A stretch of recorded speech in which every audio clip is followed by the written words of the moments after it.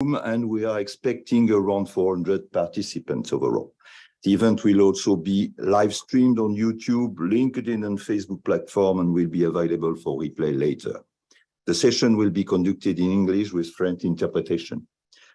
In order to build this session, OECD has convened a distinguished panel to lead the discussion on how African governments can benefit from the opportunities and manage the risk associated with the development of nuclear energy technologies. But before giving the floor to the panelists, and in order to introduce this session, I'm delighted to welcome Her Excellency Amélie de Montchalin, Permanent Representative of France to the OECD. Madame de Montchalin, the floor is yours.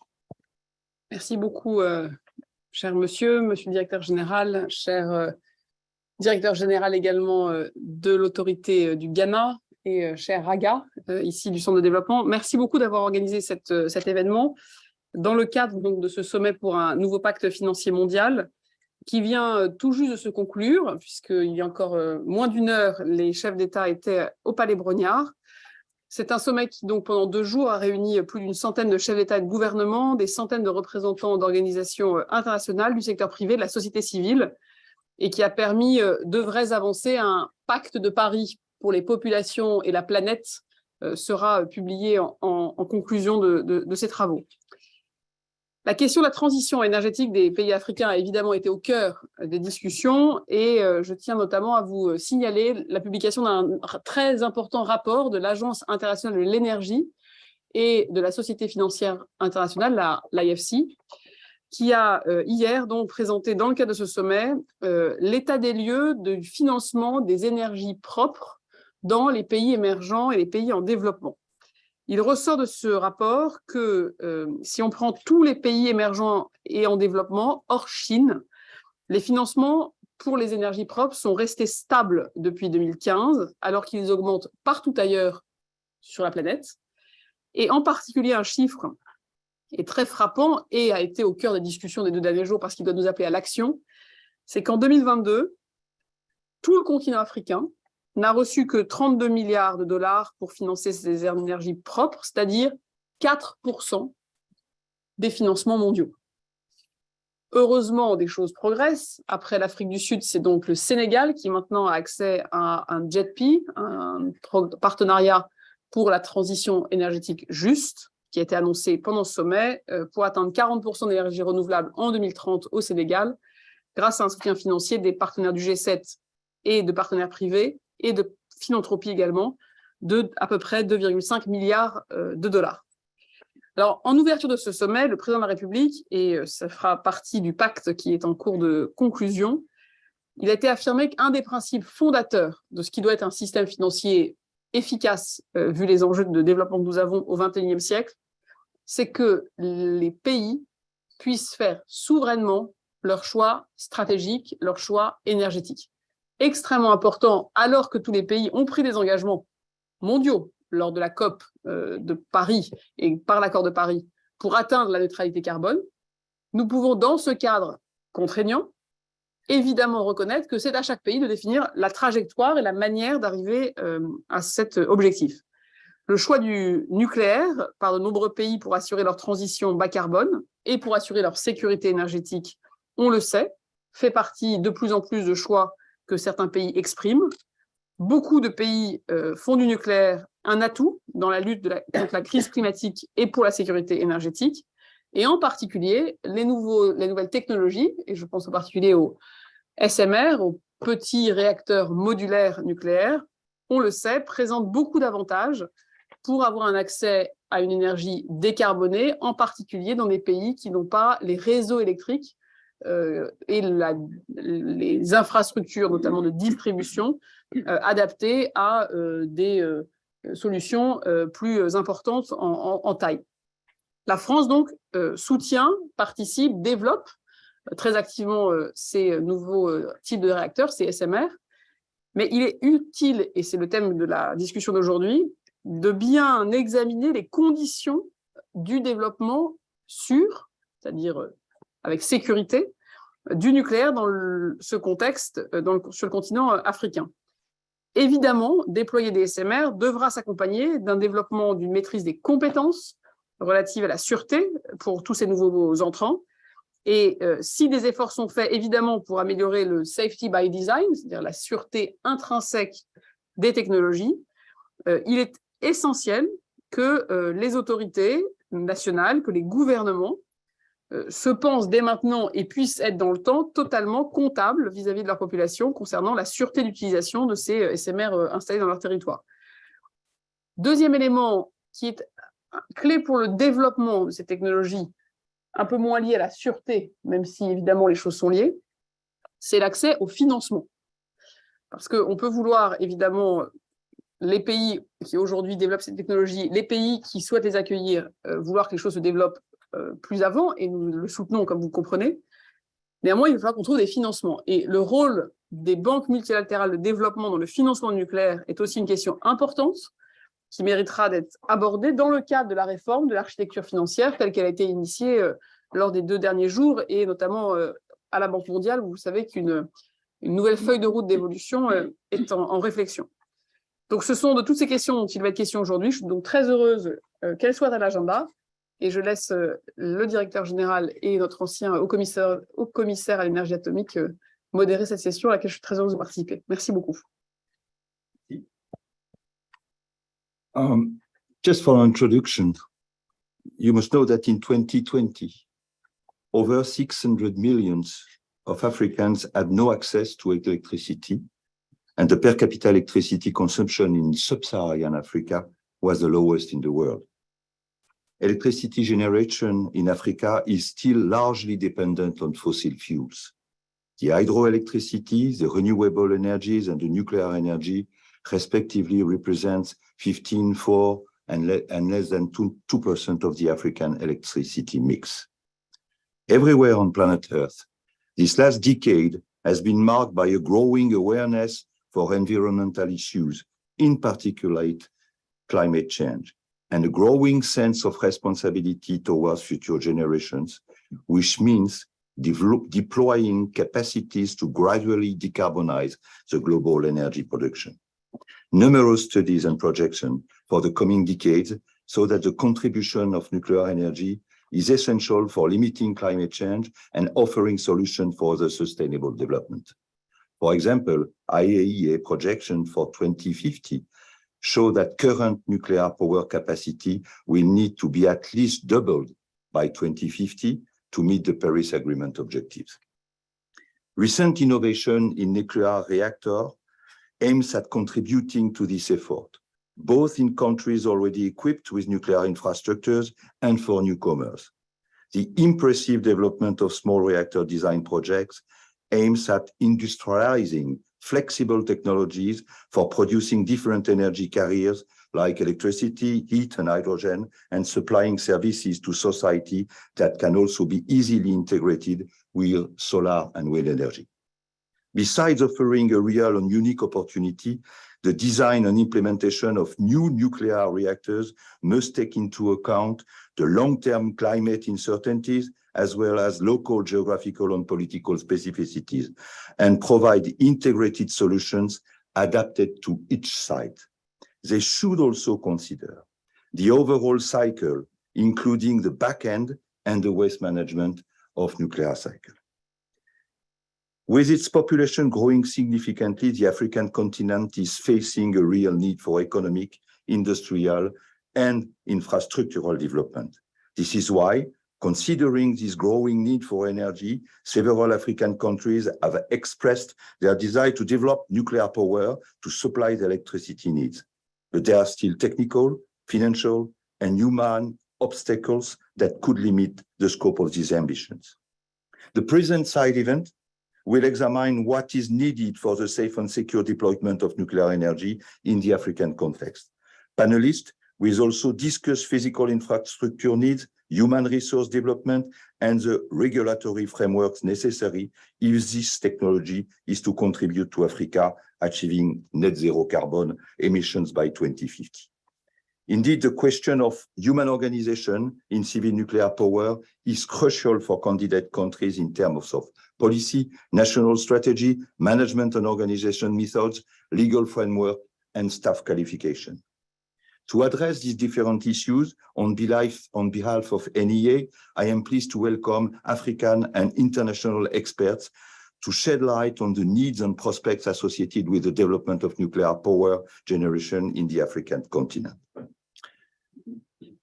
Mr. William McWood, who is the Director General of OECD, Raga Arnaudottir, who is Director of OECD Development Centre, Mr. Samuel Dampare, who is Director General of Ghana Atomic Commission, Energy Commission, and we have two additional panelists who join us via Zoom, Enobot Agboro, who is the Executive Secretary, African Commission on Nuclear Energy, and Jennifer Norquist, who is Senior Advisor at the Center for Strategic and International Studies.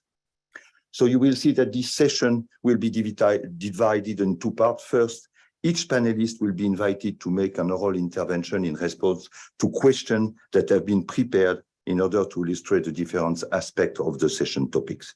Each panelist will have around 7 minutes. At the end of this presentation, each panelist will be invited to react to the points made by his or her colleagues.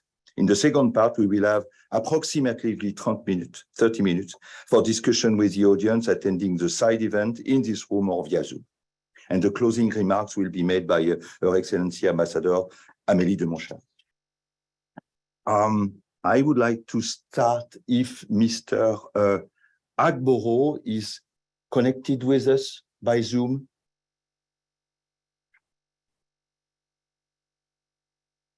No? Not yet. Okay.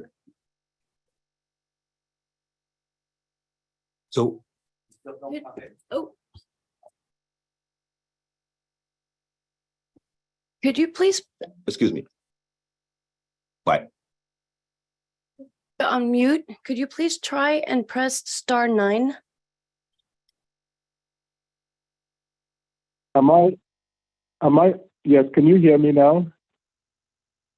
Yes, Hello? we can hear you. Yes, You can hear me.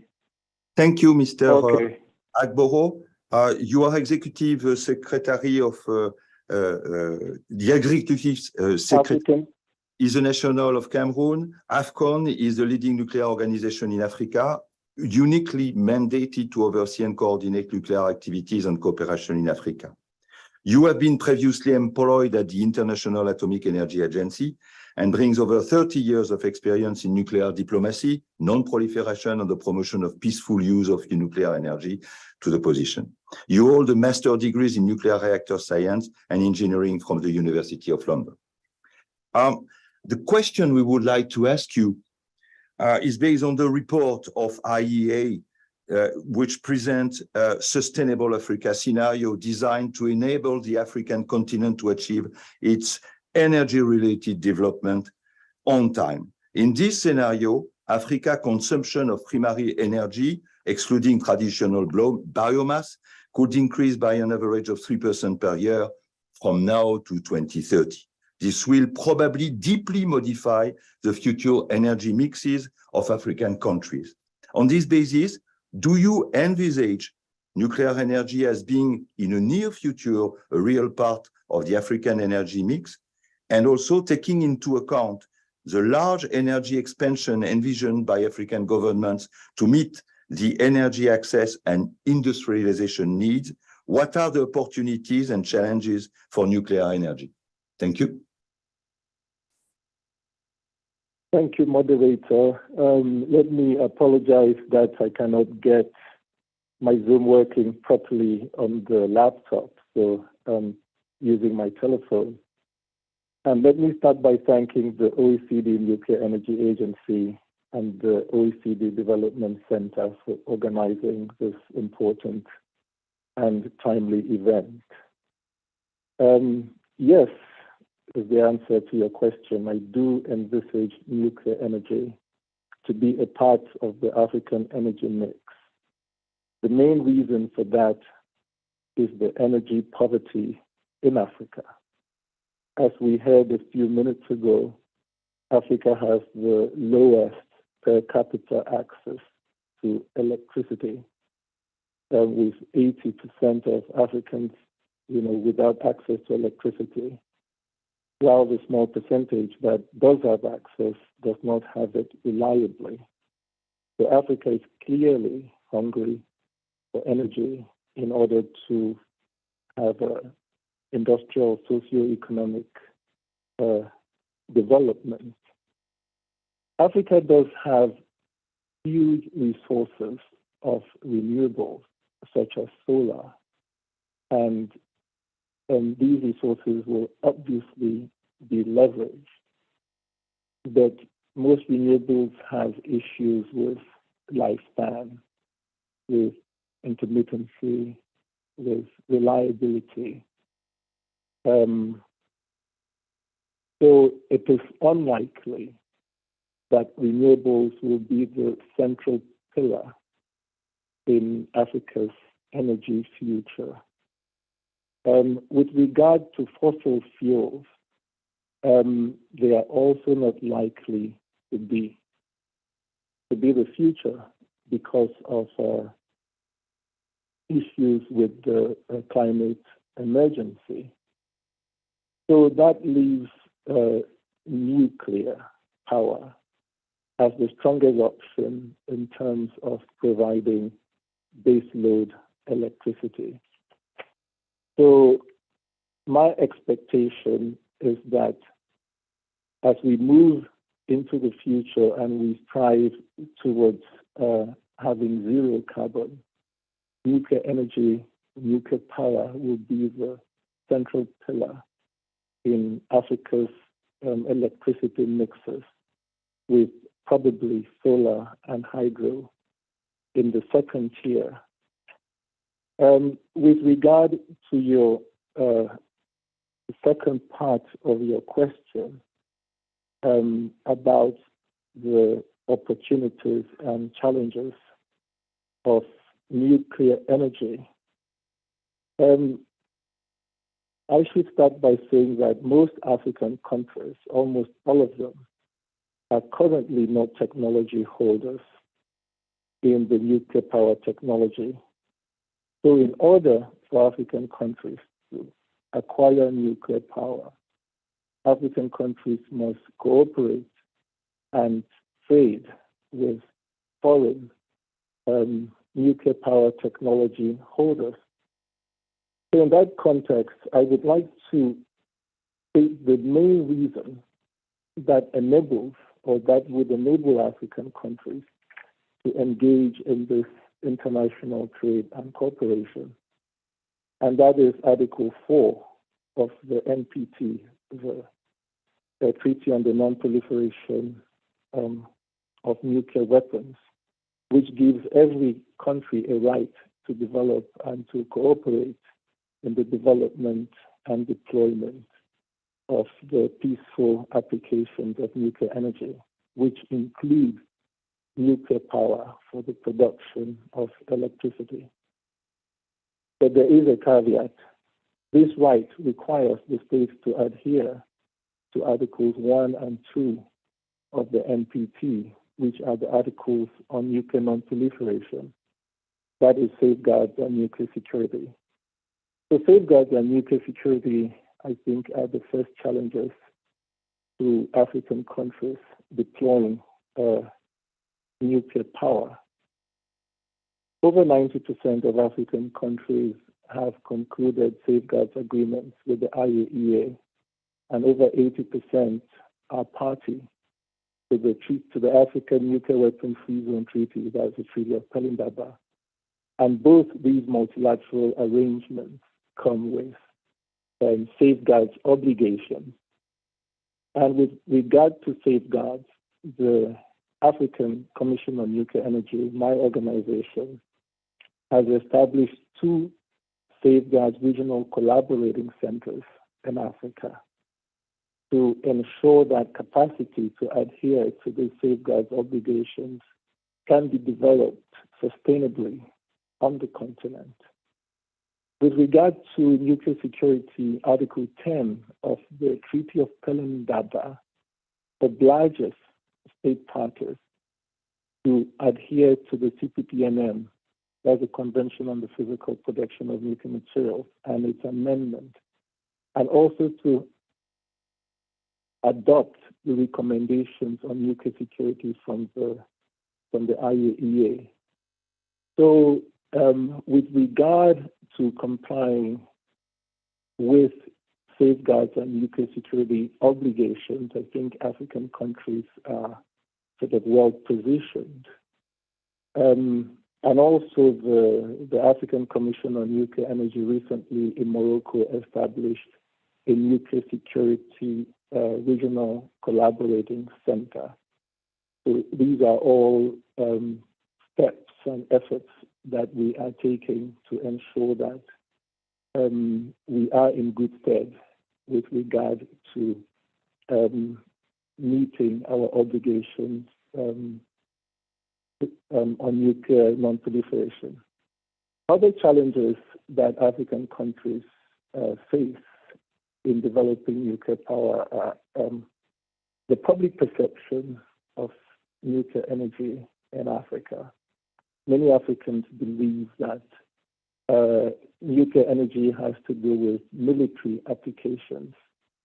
So we need to deploy efforts to change this perception. Another challenge is the international anti-nuclear lobby. And of course, financing is a challenge that we cannot escape from.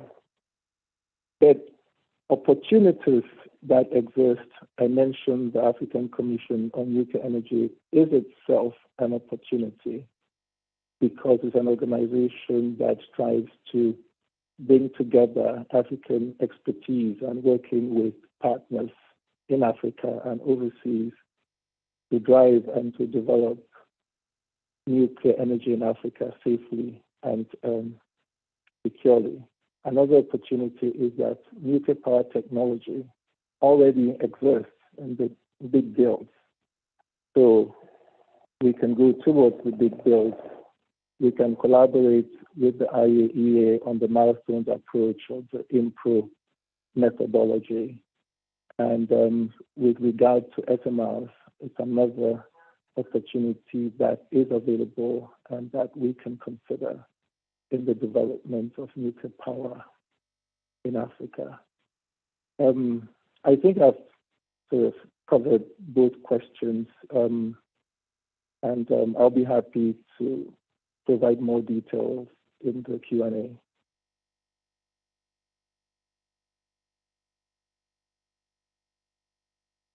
Hello? Thank you, Mr. 𝐷. Now I will introduce and welcome Professor Samuel Dampare. You are Director General of Ghana Atomic Energy Commission. And after obtaining your PhD, you were awarded of a 2-year postdoctoral fellowship in Japan, I understand. And your scientific career at the Ghana Atomic Commission started in 2002 as an assistant research scientist, and then you were promoted the principal research scientist in 2011 and chief research scientist in 2018. You have participated in the governance of the Ghana Atomic Commission on several boards and committees, and you have also served on external boards and committees, including the College of Basic and Applied Sciences and the Council of Ghana Institution of Geoscientists. You have authored and co-authored more than 75 papers in international and national major peer-reviewed journals. You serve as a member of the African Union Commission, AMREC working group, and the project counterpart for Ghana for some IAEA technical cooperation project. Professor Dampare, current events show that what extent the performance of an energy mix is essential, both in terms of national or continental autonomy, sovereignty, and resilience when facing crisis, and the ability of providing reliable, suitable energy at the right place for the consumers. As Ghana is embarking in this venture, what steps has your government taken to ensure effective governance and to prepare relevant solutions? And the second question, What are your needs for potential development of nuclear energy in Ghana? And how do you expect to build additional capacity for infrastructures and regulatory framework? And finally, how do you think the international community can be involved to support your objectives? Thank you. Thank you very much, Mr. Patrick Lande. Let me take this opportunity to thank OECD, Nuclear Energy Agency, and the OECD Development Centre for inviting Ghana Atomic Energy Commission to participate in this important discussion. And then also the Excellencies here, also thank you for this opportunity to interact with you. As you rightly said, actually, Ghana started this nuclear stuff, introducing nuclear energy into its energy mix way back in 1960. That's our first president, also Dr. Kwame Nkrumah. That was the idea for establishing Ghana Atomic Energy Agency in 1963, by an act of parliament, so that you look at the peaceful uses of nuclear energy for socio-economic development. And in that case, you're looking at both power and non-power applications. So in the area of health, agriculture, industry, and all that, and then power aspect. But somewhere along the line, this dream or vision was truncated to political issue like coup, etat, and all that. So let's say that there was a hiatus, there was a break in that. And then in 1970, that is in the 70s, we revisited this nuclear stuff. And then the focus was more on non-power aspects. But in 2008, there was a committee set up by the government called 𝐻𝐸𝐵𝐿𝐻 Committee to look at the possibility of introducing nuclear power into its energy mix. And then based on that, we started with all these activities again. As we said, we are embarking country as far as nuclear energy is concerned, but that is the history. So we started something, but let's say that it became forceful maybe in 2015 when the government also started taking some steps as far as building relevant institutions or key institutions are concerned, and then promulgating relevant laws. So based on that, the Parliament of Ghana in 2015 promulgated the law, which is the Nuclear Regulatory Authority Act, that is Act 895 of 2015. And for us to look at the regulations, and then regulations govern the practices and activities of peaceful uses of this nuclear energy. And this act led to the establishment of Nuclear Regulatory Authority. So this is an independent body, which is different from setup, which is different from maybe the Ghana Atomic Energy Commission.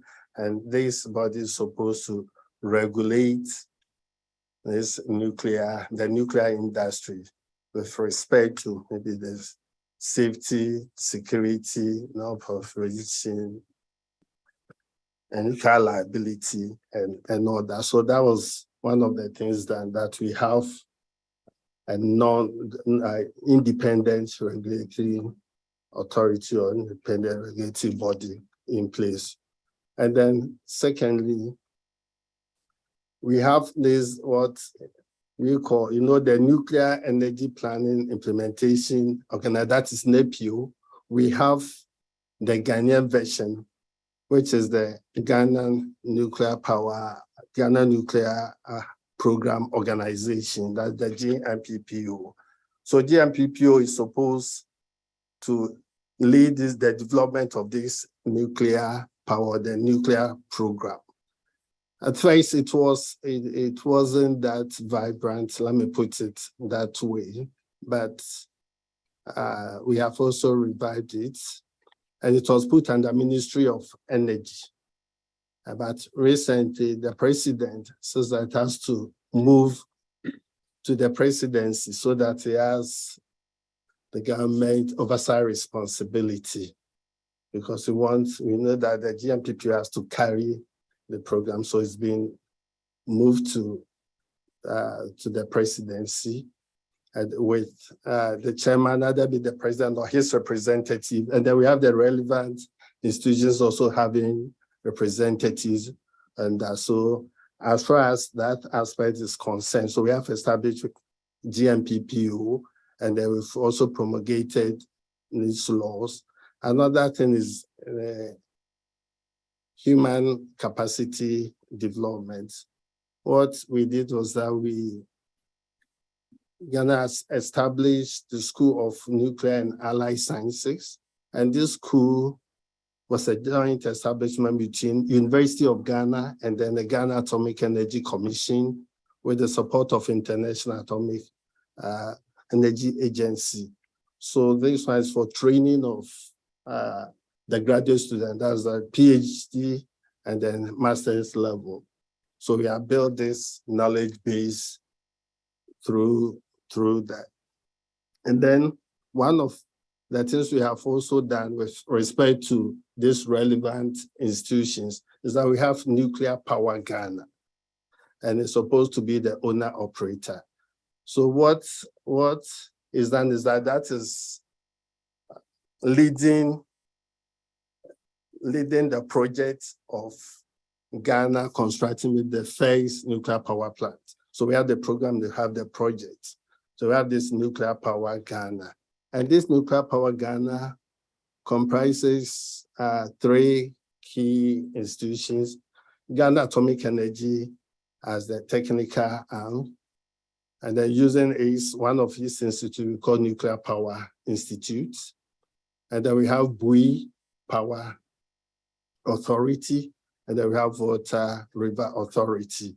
These people have experience in the hydro sector and then the thermal sector. So in the government's own wisdom, it said that these two, with this experience, should team up with Ghana Atomic Energy Commission to establish this NP, that's the Nuclear Power Ghana.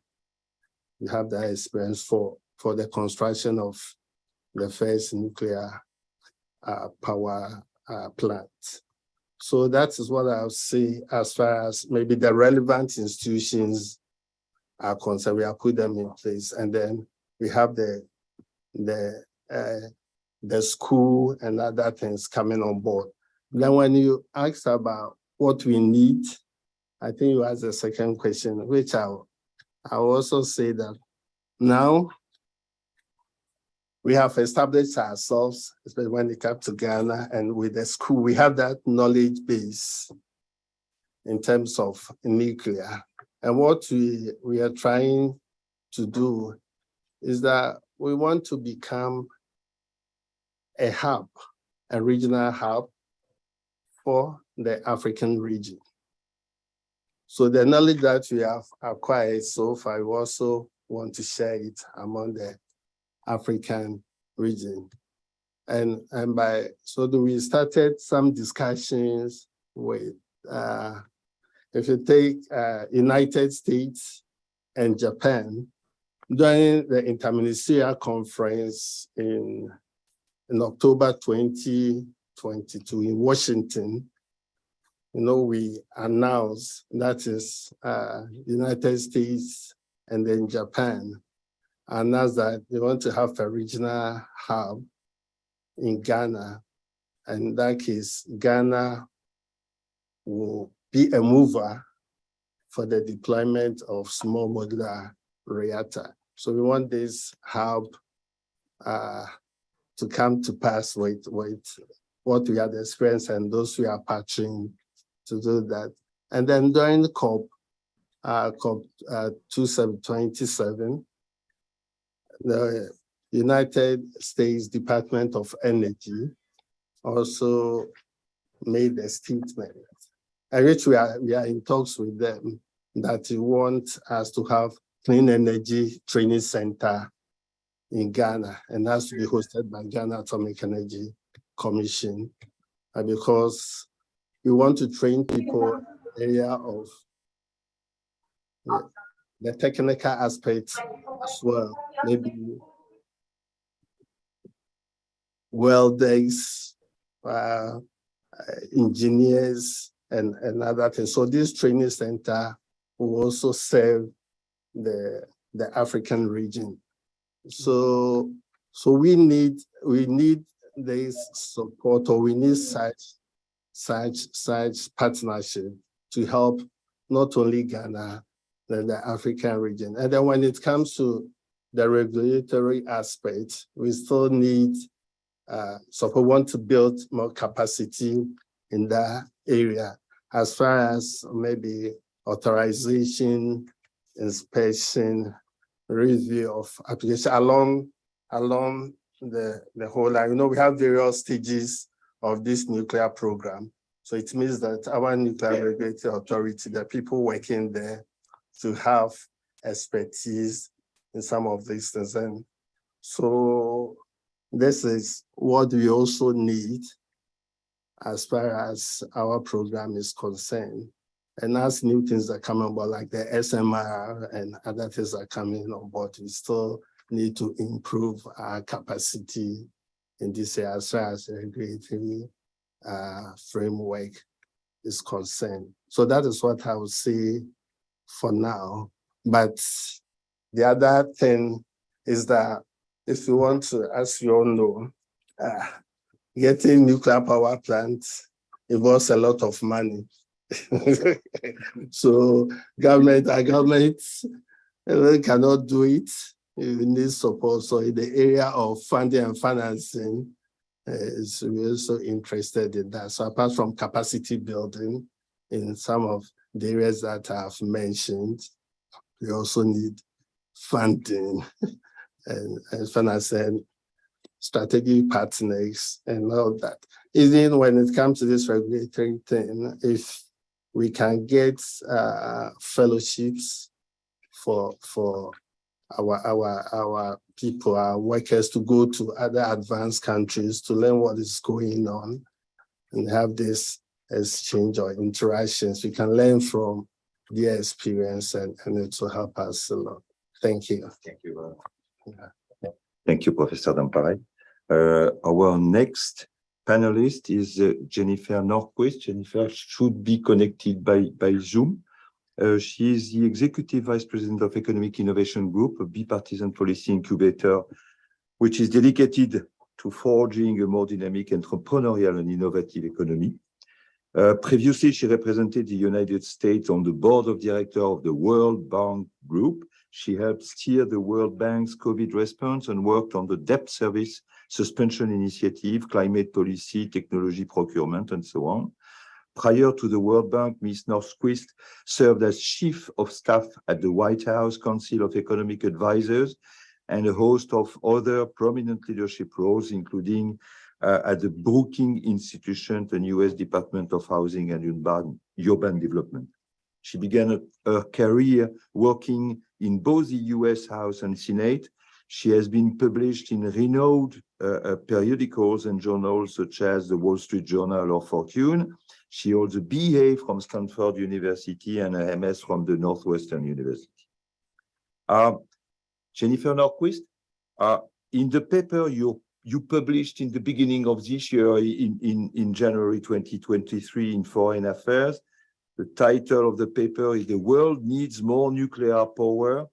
You stress that much more nuclear power needs to happen for the world to stay close to a trajectory of net zero by 2050, and that this requires helping countries finance new projects.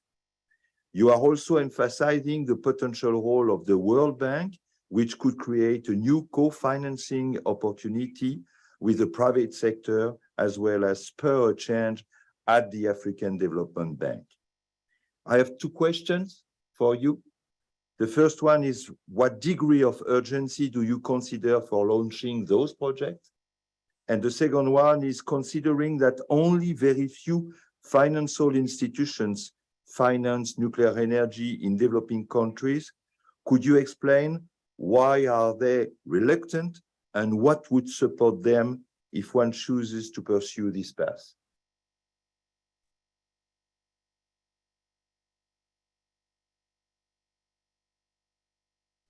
Can you guys, hopefully you can hear me.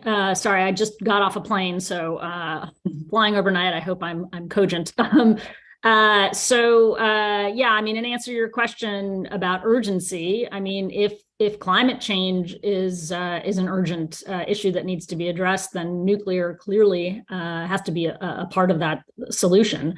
You know, I believe the numbers are that we need to double our nuclear power capacity, you know, by 2050 to get to net zero. And in the piece that you referenced, I mean, I did some math, and you know, we need about 25 new nuclear plants a year, and obviously we are nowhere close to that, even in the developing world. I can at least say in the United States, we just had our first major nuclear plant, I believe in 3 decades, just went online, Vogtle, down in the southern, southeastern part of the United States.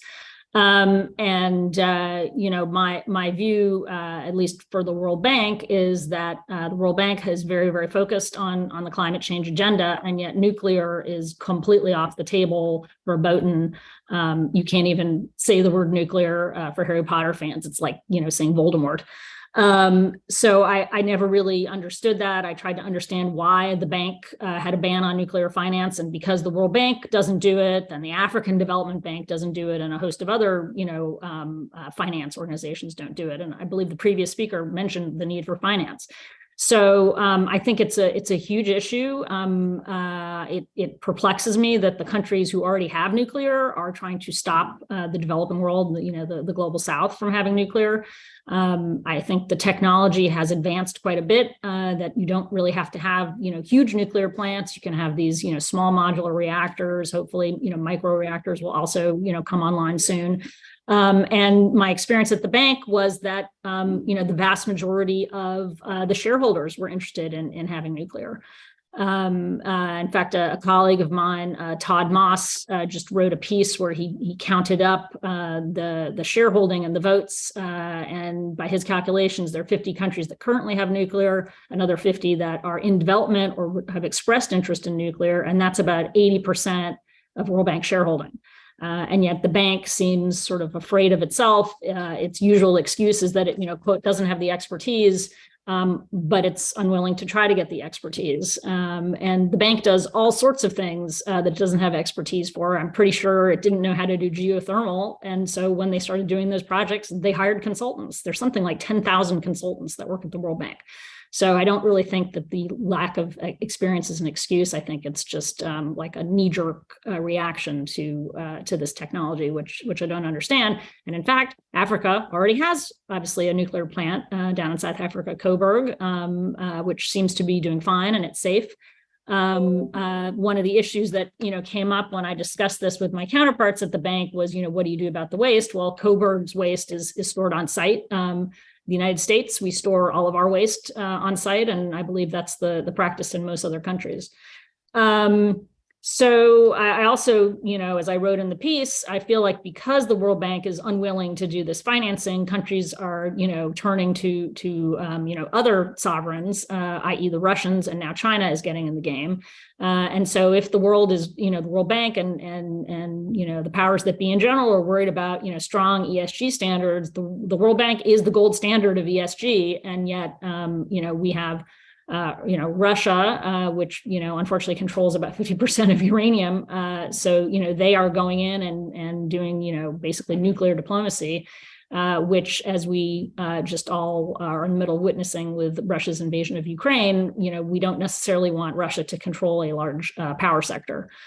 So I guess, you know, the question, you know, you asked is, you know, why the reluctance? I think, a little bit, like I said, as hypocrisy. These are, countries that already have nuclear, and it's like nuclear for me, but not for thee, which I don't think is a moral. I just think that's not a good moral argument. The same could be said for Europeans who are trying to prevent Africa from, developing its fossil resources while they continue to exploit their own and in fact import natural gas from Africa. I hope this changes. There was a statement, I think, in the G7 communique about the importance of nuclear. Obviously, the U.S. just signed the U.S.-Africa partnership. We've got, a Ghana, an agreement, a 1-2-3 agreement with Ghana. Two of our senators, it's actually bipartisan, Senator Manchin and Senator Risch, have introduced the Civil Nuclear Export Act so that more of our domestic sort of export finance agencies, which is DFC and EXIM, can get in the game. And the DFC actually used to not do nuclear loans. That was changed in the prior administration, but I don't believe that they have actually gone ahead and done any loans yet. So I hope that they do so soon. That's it. Thanks. Thank you very much. Then we will have a duo of panelists, both William D. McGood IV and Raga Arnaudottir. I can say Raga.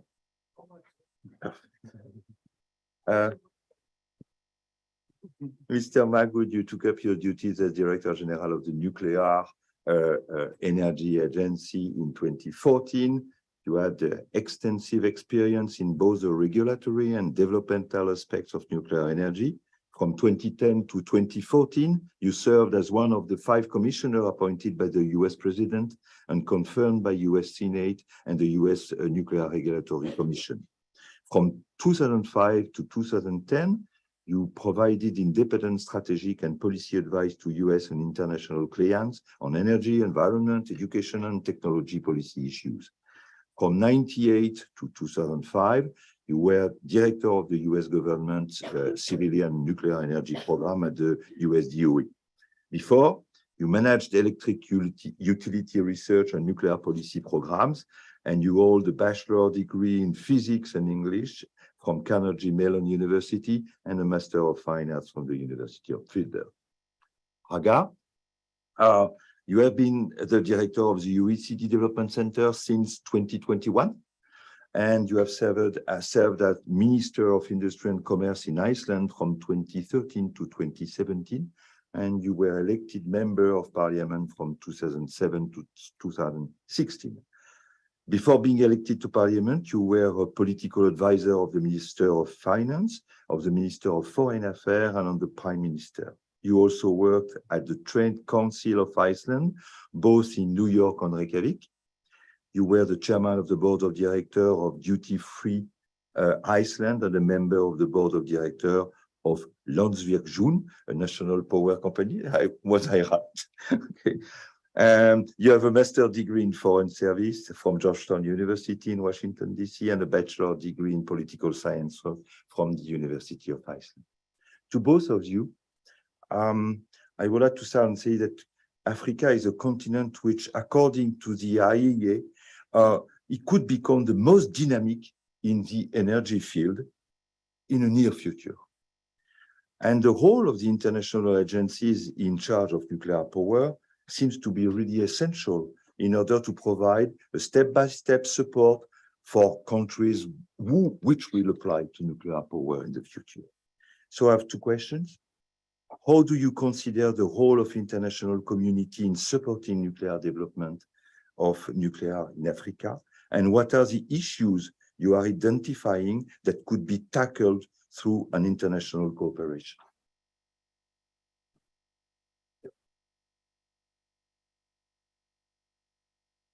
Thank you, Bill. That was a very gentlemanlike. He said ladies first. And thank you for the pronunciation of my name. You're practically an Icelander. Ladies and gentlemen, it's been a very interesting discussion, and I have to give a little forward because Bill and I had lunch a few months back, and we're exploring cooperation. And I have to admit that I was like, yeah, I really would like to cooperate with Bill and his team, but I was like, the development center and nuclear, I didn't really see the immediate twist. But since then, the discussions have developed, and I think it's and you see it from the discussion here today, that it's a very pertinent, timely, and important conversation that needs to take place. And it's been interesting to hear. I fully agree with the ambassador that it's a sovereign choice. Every country need to make a sovereign energy decisions. And Jennifer was very firm in her statements about countries that have nuclear that are preventing or sort of hesitating about Africa. My take and ours at the Development Center is what is best for Africa. That's the starting point where we come from. We are an organization and a center that focuses on discussions on policy issues with our member countries, which are beyond OECD membership. We have 11 African members, for example. So that is our point of departure, if you will. The fact, if we go back to the question and the nuclear question, it is a fact that nuclear development is taking place on the African continent. So that is the fact that we have in front of us, and that's not happening in a vacuum. And we can't pretend that it is otherwise. And there are opportunities and there are challenges that come with that. On the benefit side, and I had a long list of all sorts of facts and figures that I was going to give, but most of them are already here, so I'm just going to dive right into it. From the benefit side, we can mention things like the improved safety features of the small modular reactors and better financing options due to the reduced construction schedules, fewer components, and smaller footprints from these reactors. But there are also risks that come with this development, as we have also heard mentioned here today. The radioactive material, although Jennifer's comparison to what's going on in other countries was also striking, and the possible application of nuclear technology. We also know that the risks could be exacerbated by the governance and security challenges that many African countries face. So these are all the facts on the table. So if we wonder what questions must be considered before going forward, and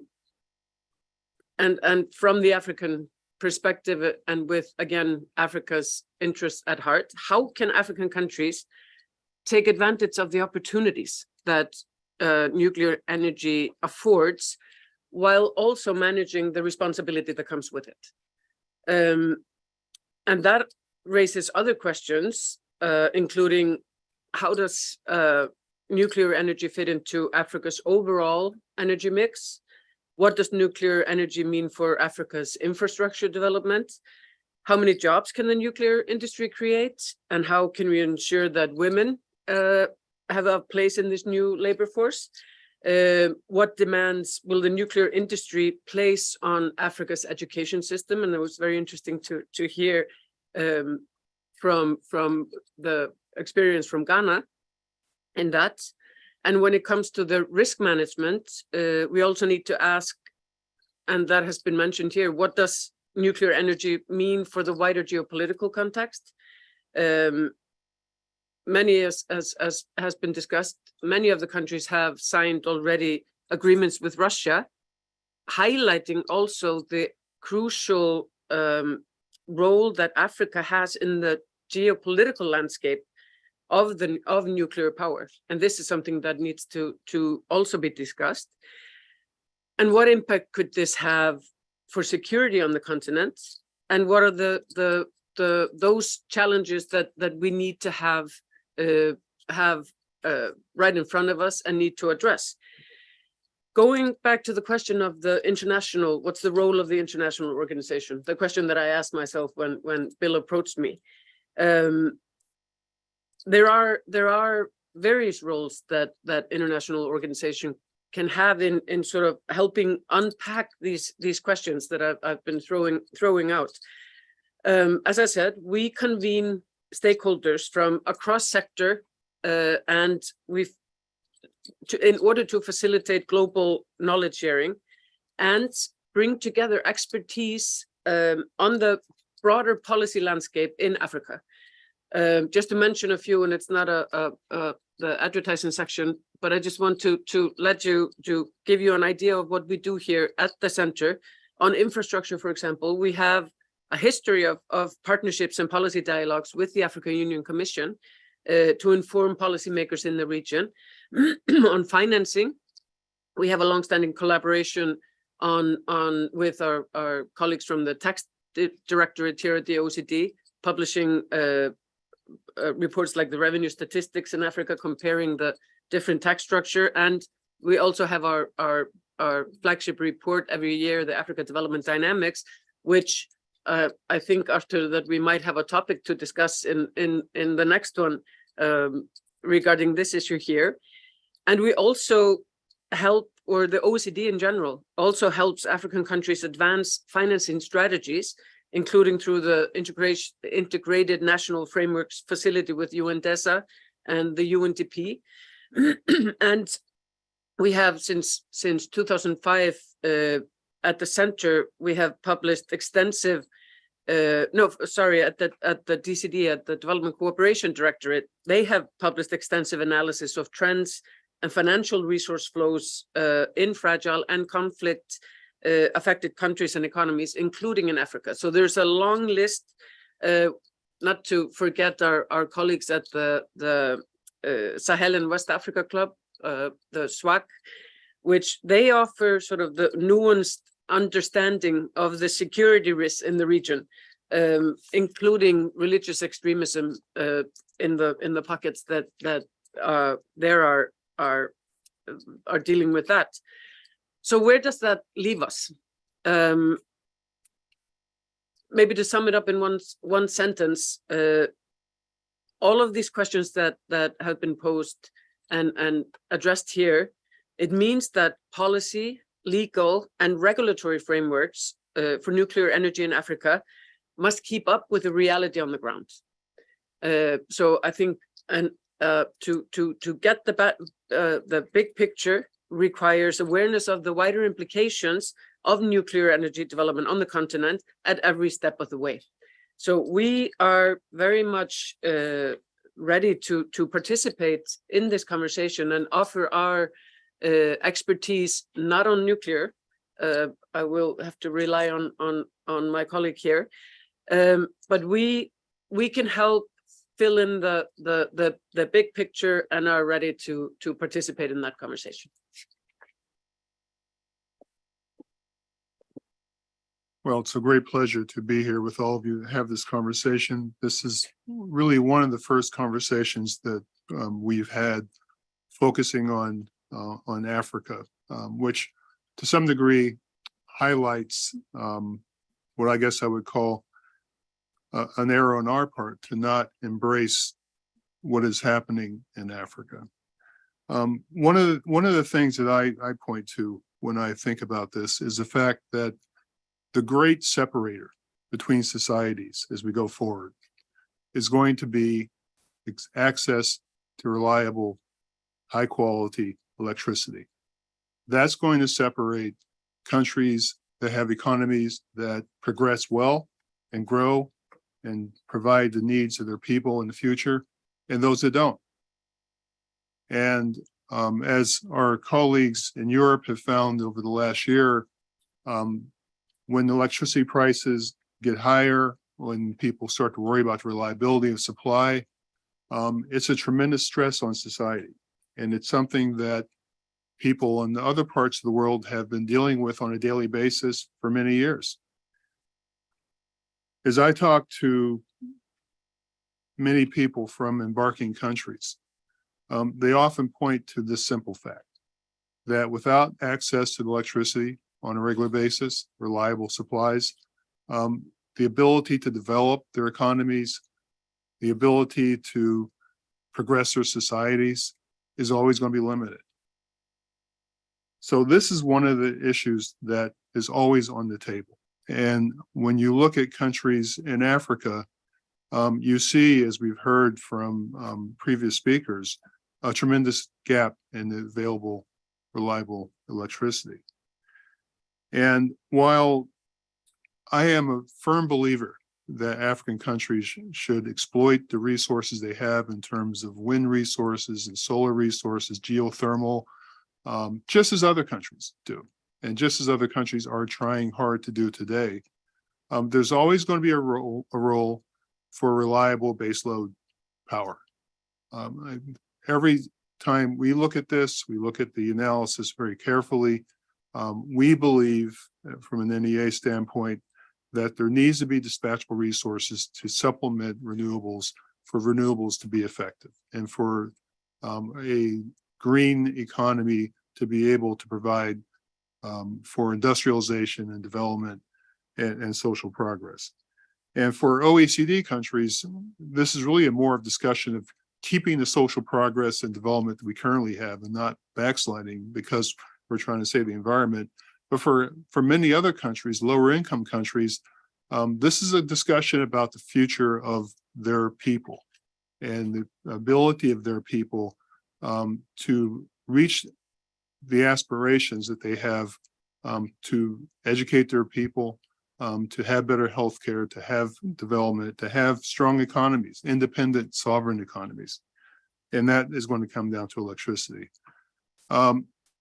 And electricity is not the only issue because I think someone mentioned earlier that the IAEA estimates about a doubling of electricity of nuclear will be necessary to supply electricity. The world's more than just electricity. It's also access to heat and for the development of clean water and for industrial processes. And when you look at that picture, it's really a tripling of nuclear capacity from our analysis of what's necessary to really meet the targets set by the scientists. So as countries in North America and Europe and other parts of the world go down this path, and our member countries have changed gears quite dramatically in the last few years. Countries that were not talking about nuclear 3 years ago are now talking about it all the time.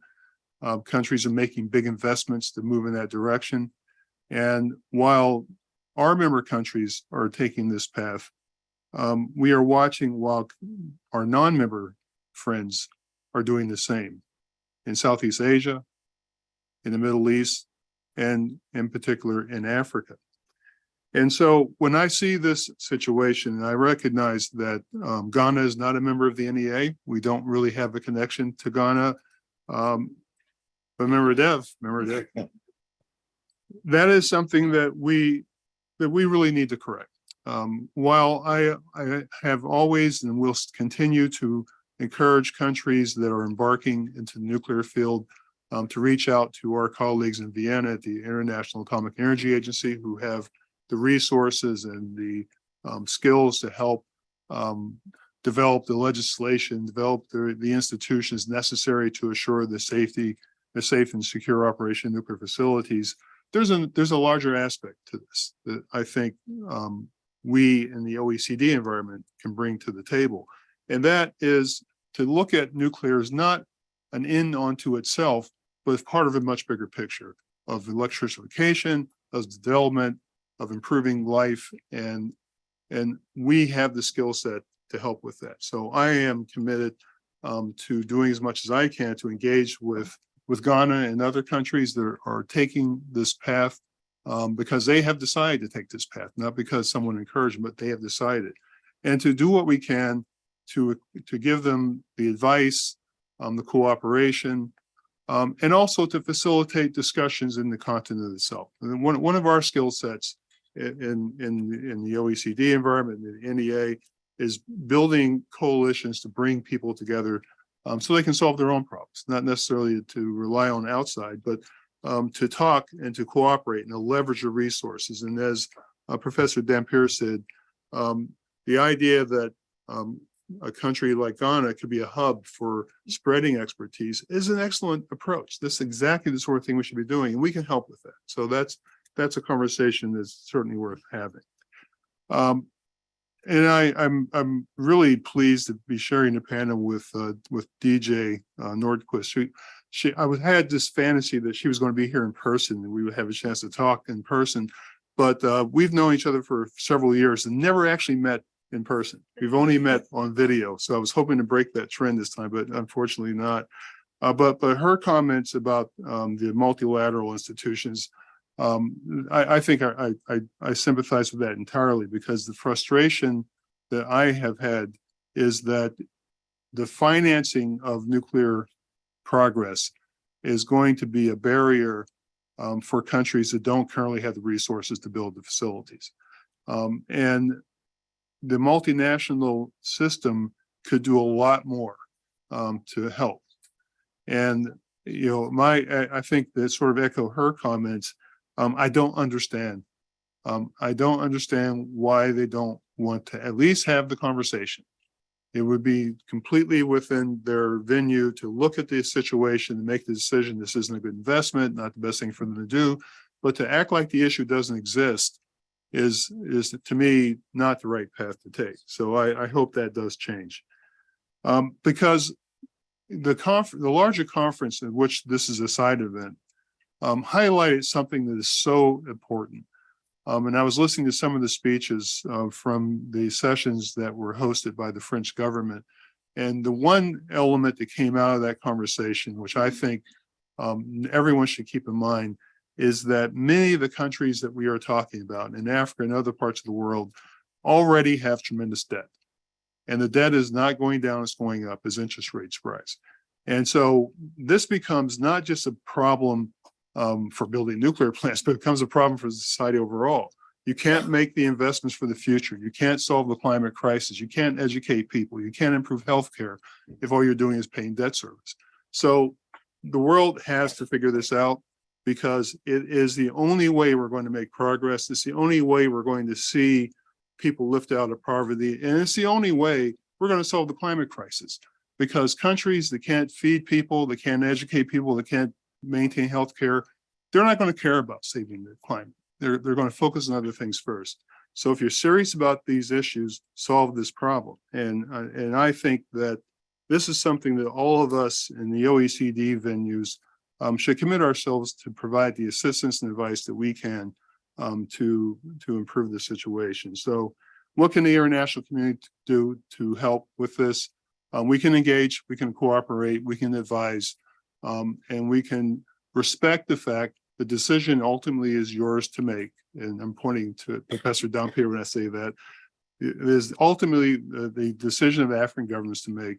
But if we can help facilitate the kind of discussion, exchanges to make that work more effective, then we should do that. And that's something that we certainly expect to be doing. Thank you. We have, if we want to keep on time, I'm sure we need to keep on time. We have 10 minutes for global discussions. And maybe if you don't mind, I would like to start with the people who asked questions through the Zoom conference. And I have a first question, which I think is dedicated to you, Mr. Dampierre.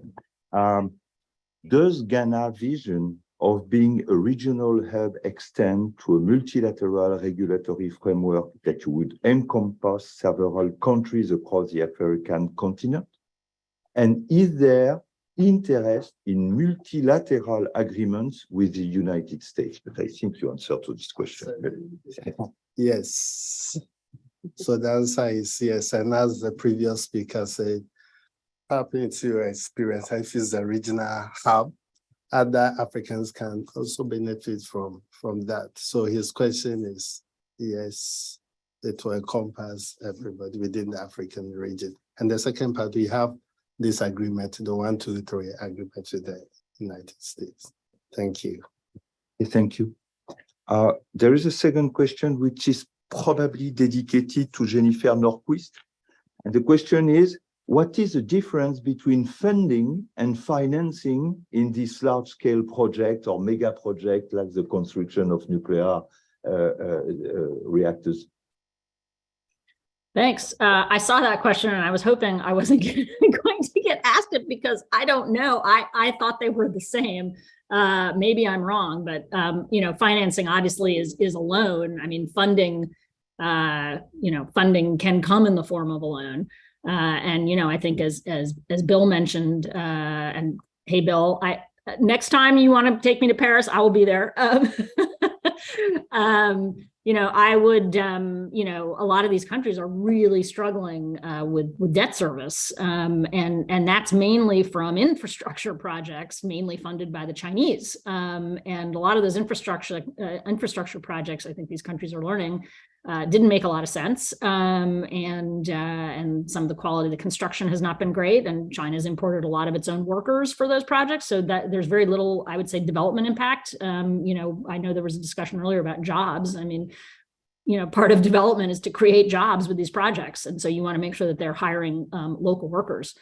So yeah, I mean, funding is obviously a huge issue. You don't want to add to the debt burden, but that's why the multilateral development banks are so important, because they are lending at, you know, concessional rates. So, you know, below what a private bank would lend at. And they're, you know, longer tenors for the amount of time that you pay back. And you know, the World Bank and the other development banks are going to monitor everything and make sure that, you know, everything is working. You know, I'm not sure that's the same kind of service that you get when you take a loan from, you know, the PRC. And really, that was one of the points in my op-ed, which is like, because the World Bank is not doing any of these loans, these countries, they need energy. As Bill said, like, you need energy to develop. I can't think of an example in the history of humankind where a country developed without you know, a secure energy source. And solar and wind and geo and hydro, those are all great sources. Nuclear has, you know, base load capacity, as Bill said, like, you know, it's good to have a mix. You need all of the above. And so, you know, hopefully the World Bank will get in this game. You know, I feel like there's increasing pressure on them. I was sad that they did not choose to attend this conference, but maybe you'll get them the next time. Thank you. We have a third question. I think this question will be dedicated to Mr. Agboro. The question deals with the role of SMR in the future for the desalination of water, especially in African countries. Could you elaborate on this point of the use of SMR for the desalination of water? And is it already in the agenda of nuclear deployment in Africa? Thank you. I'm going to expand my answer. Can you hear me? Yeah, I'm going to expand my answer a little bit. Yes, several African countries, particularly the countries in Northern Africa, Morocco, for example, are looking at deploying SMRs for desalination of seawater. And but I want to use this opportunity to speak more broadly about the deployment of nuclear power in Africa. And you know, there's a lot of discussion about SMRs recently, but every time you hear about SMRs, it's in 10 years' time, maybe in 12 years' time.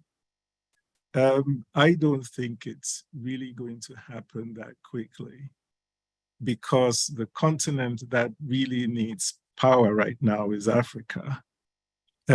Most other parts of the world already have power, and they are not in such a hurry to have SMRs deployed. Most of the African countries that are engaging with external partners on the deployment of SMRs, for example, are doing it individually. And I don't think that's a good strategy Because, for example, you cannot go to Mercedes-Benz or BMW and have them open the factory to build 2 cars. I think the strategy that will work in Africa must be a multilateral approach in which African countries come together, pool their resources, and approach SMR vendors as a group that would make a strong market case. That's also something that would be more palatable to the banks that are financing these projects. You know, there aren't that many big economies in Africa where individual countries can finance nuclear power projects, where we're looking at something like $8,000 per megawatt of electricity produced. It's going to take a very long time to get a return on investment on that. And there are issues of nuclear safety and nuclear security and non-proliferation and insecurity in general. So a multilateral approach, whether it's SMRs or the big builds, is what is going to work in Africa. I don't think the individual approach will work. And of course, like I said in my statement earlier on, we have the African Commission on Nuclear Energy that was established to coordinate nuclear-related activities and cooperation in Africa. We can create a forum where African countries can come together to share ideas, exchange best practices, and to form common positions and groupings, you know, so that we approach vendors and technology providers as a group. The idea of multilateralism is not new. And when the IAEA was being established in the 1950s, the idea was to have a multilateral approach where the IAEA was going to own and operate all nuclear facilities that produce fissile material. And I think this approach came up again in around 2004 when then DG 𝐿𝐵𝐻𝐻 was proposing a multilateral approach to the nuclear fuel cycle, because even if we like it or not, nuclear safety, nuclear security, non-proliferation, these are factors, and the ability of countries to pay, these are factors that must come into play. So it's not really going to work in Africa, you know, with the individual approaches. And the way it's working so far is vendors approaching individual countries. With 80-odd designs of SMRs out there to be considered, I think we really need to sit together and decide which technology we want, how to fine-tune that technology to the needs of African countries, and work together through the institutions that we have. For example, the African Commission on Nuclear Energy, which was established for that purpose. The idea started in 1964 at the first summit of African heads of states. So these are all things that we should look at. And SMRs are not necessarily, or may not necessarily be the best approach for African countries. You know, they have their place, you know, for specific spatial applications like desalination. But when you look at the financing, you know, maybe the big builds are cheaper in the long run if we use a multilateral approach, if we have regional grids to hold these big reactors, if we pool our economies and our money to pay for these reactors. This is a sort of part of a discussion that I had recently at the INMM-ESADA conference in Vienna. And I will be happy to elaborate further. I don't want to take up the time of the meeting here. Thank you. Thank you, Mr. Agbo. I think that there is an answer by Bill Makud. First, let me thank Mr. Agbo for his comment. I think at first, his last comment about countries working together to look at these technologies, I think that's something that makes a great deal of sense, and certainly be happy to engage and discuss that with you and perhaps assist in that. But let me just sort of race to the defense of small modular reactors on this basis. You know, we've been spending a lot of effort to look at each of the technologies very closely. And I'm now convinced that there's going to be at least a half a dozen or so SMR technologies of different types that will be on the market around the 2030 timeframe. And so they are going to be viable near-term options for countries around the world, not just in Africa. And as you pointed out in your comment, that some of them have specific applications. For example, if you want to provide for heat for desalinization, there's probably nothing better than a high temperature gas reactor, and that's going to be available in the 2030 timeframe. So it's going to be very important for people to understand what the real options are. I agree with that. And if there are some more exotic technologies that are 10 or 20 years out, let other people worry about that. You can focus on the things that matter in the near term. But there are going to be options. There are going to be technologies, and I think it's too early to decide today whether all of the investment should be in large light water or a particular small modular reactor technology. But we're going to know a lot more in the next 5 years, and I think that we'll be able to see what those options are. And then each country can make a decision as to what direction it wants to take. And if there's an option to do this on a multilateral basis, there's a lot of advantages to thinking about it that way. Thank you very much. We are close by the schedule, and I would like to thank all the panelists and the audience for their contributions. I feel that this session was really rich in terms of exchanges and show that the subject could benefit from further work in the near future, and then on several aspects which have been discussed this afternoon. The role of international organizations such as OECD could be crucial. But before closing this session, I have the honor of inviting Amélie de Montchalin to give us a concluding message on this session dedicated to nuclear energy in Africa. Merci beaucoup et merci pour ces échanges très fournis. La première chose, c'est je pense qu'il faut se souvenir que l'électricité, c'est quand même la base, comme l'a dit le directeur général, de l'accès à l'eau, de l'accès à la santé, de l'accès à l'éducation, de l'accès à la mobilité propre. Et que, comme vous l'avez bien dit, s'il y a trop de dettes, il n'y a rien de tout ça, mais s'il n'y a pas de dette, mais qu'il n'y a pas d'électricité, il n'y a non plus aucun de ces progrès. Et donc, je pense que le sujet de l'accès à l'énergie, l'accès, comme le dirait Fatih Birol, à tous les moyens de cuisson qui ne dépendent pas des arbres, sont non pas des discussions qui ont l'air sympathiques parce que concrètes, elles sont essentielles. Donc, je pense que le point d'entrée, c'est vraiment l'accès à l'énergie. Il y a quelques semaines, on se réunissait avec une soixantaine de ministres sur les enjeux d'efficacité énergétique. C'est un peu le même genre de questions. Dans les pays de l'OCDE, ce sont des questions de réduction de notre consommation d'énergie pour maintenir notre prospérité. Dans les pays africains notamment, c'est une question de donner accès à plus d'habitants à des biens de base. Et donc, je pense que cet enjeu, il est majeur et je pense qu'il faut bien replacer.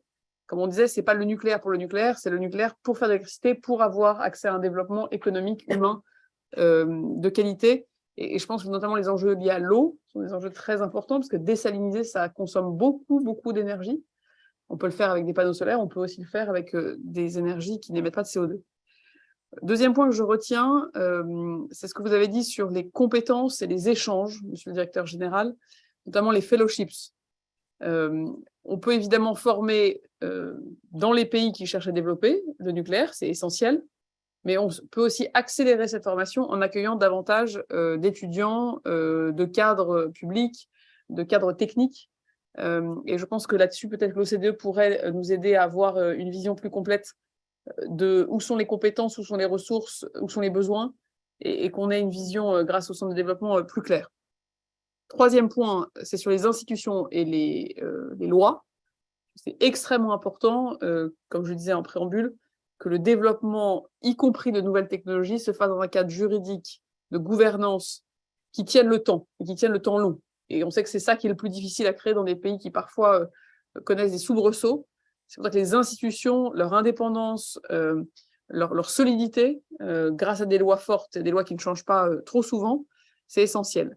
Quatrième point, et ça fait le lien avec les membres de l'Agence pour l'énergie nucléaire, formidable si vous avez effectivement des plateformes régionales, et peut-être qu'il faut réfléchir, monsieur le directeur général, à une manière d'associer tous ces pays très nombreux qui s'intéressent au nucléaire. J'ai une liste sous les yeux qui a été préparée par des experts français. J'ai quand même en tête que 19 pays aujourd'hui africains ont exprimé un intérêt pour l'énergie nucléaire et sont identifiés comme tels par l'AIEA. Je pense que ces 19 pays, il faut qu'ils trouvent une place, peut-être sur un modèle d'association, comme le fait l'Agence internationale de l'énergie, et que vous puissiez participer aux travaux, que vous puissiez avoir accès aux informations, que vous puissiez avoir accès aux débats, et c'est vraiment l'esprit du sommet dans lequel se tient cette table ronde. Le sommet pour un nouveau pacte financier, il a aussi évidemment beaucoup parlé de financement, il a aussi beaucoup parlé de gouvernance.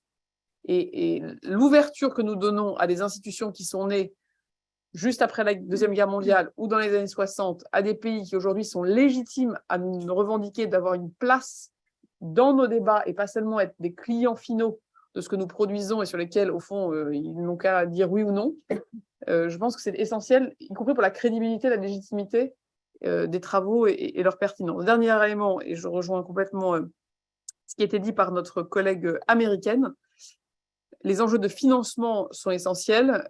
J'ai été très alertée par vous, monsieur le directeur général, sur ces enjeux de blocage de principe, non pas seulement de la Banque mondiale, mais aussi de maintenant toutes les autres banques multilatérales de développement, de tous les financeurs multilatéraux. C'est un énorme problème parce que aucune entreprise privée, aucune banque privée seule ne pourra participer. Si on a des financements uniquement en coût de marché, ce sera beaucoup trop cher. Donc, il nous faut des financements multilatéraux et concessionnels. Et donc, il faut qu'on puisse lever ce blocage. Ou alors, dans ce cas-là, il faut qu'on se dise qu'on vous transforme aussi en une institution multilatérale capable de financer, parce que sinon, on va quand même tourner en rond. Donc, vous souriez, ça veut dire que vous avez espoir que d'autres le fassent à votre place. Mais dans ce cas-là, il nous faut absolument travailler sur ce sujet. Une idée pourrait être potentiellement que votre conseil, le groupe des pays qui sont réunis au sein de l'Agence nucléaire pour l'énergie nucléaire et un certain nombre de pays associés, membres, intéressés, puissent collectivement porter cette position à la Banque mondiale ou dans les cercles multilatéraux et qu'on puisse remettre le sujet à l'agenda de manière déjà unifiée Nord-Sud. Déjà unifiée États-Unis, Europe, Afrique, par exemple. Ce serait très intéressant d'avoir une démarche qui soit un peu différente que de se dire que les États-Unis, la France et le Japon vont arriver à la Banque mondiale en disant on a une idée. Peut-être si on arrivait à avoir cette dynamique collective, on a de meilleures chances d'aboutir. En tout cas, merci beaucoup pour votre engagement. Je pense que beaucoup d'autres sessions sont nécessaires et une forme d'association, je pense, de ces pays intéressés aiderait probablement à pérenniser ces échanges. Donc, j'étais très heureuse d'être avec vous. Et sachez que le gouvernement français et ses plus hautes autorités voient d'un très bon œil ces échanges se développer et que donc nous les encourageons, nous les soutenons et remercions les équipes aussi de l'OCDE et de l'AEN pour leur soutien permanent.